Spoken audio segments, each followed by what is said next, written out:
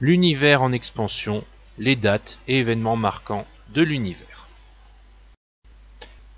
L'univers existe depuis 13,7 milliards d'années. Entre 3 minutes et 20 minutes après le Big Bang, les premiers noyaux d'hydrogène, d'hélium et de lithium se forment. Les premiers atomes apparaissent 380 000 ans plus tard. Des nuages d'hydrogène et d'hélium se forment après 1 million d'années.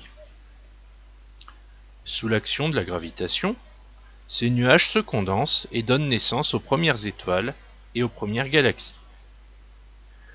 L'univers est alors âgé de 100 millions d'années.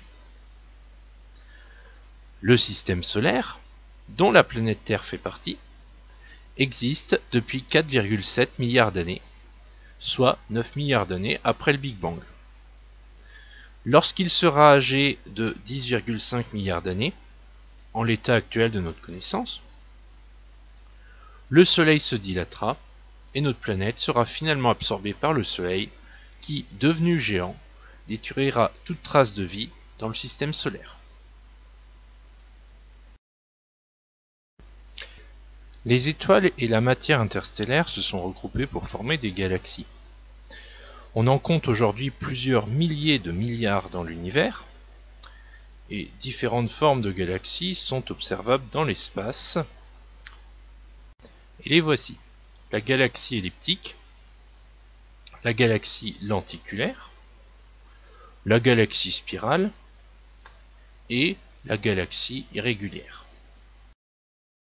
Parmi toutes ces galaxies, il y en a une qui va être plus importante pour nous puisque c'est celle dans laquelle nous vivons. Il s'agit de la Voie lactée. Elle est composée d'au moins 200 milliards d'étoiles avec en son centre un trou noir. Le trou noir étant un objet céleste si dense que la lumière elle-même ne peut pas s'en échapper. La Voie lactée est une galaxie spirale, comme vous pouvez le voir sur l'image. Si notre galaxie est très grande, environ 100 000 années-lumière, notre système solaire, lui, fait à peine une année-lumière. Pourtant, nous sommes petits par rapport à notre système solaire. Le système solaire, c'est l'endroit qui comporte tous les objets célestes qui subissent l'attraction du Soleil, qui est notre étoile. 8 planètes gravitent autour du Soleil: Mercure, Vénus, la Terre, Mars, Jupiter, Saturne, Uranus et Neptune.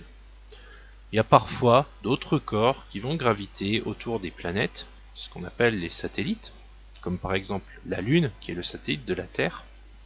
Et il y a également d'autres objets plus petits qui peuvent graviter autour du Soleil, des planètes naines, des comètes, etc. Et entre tous ces objets célestes, il n'y a rien que du vide.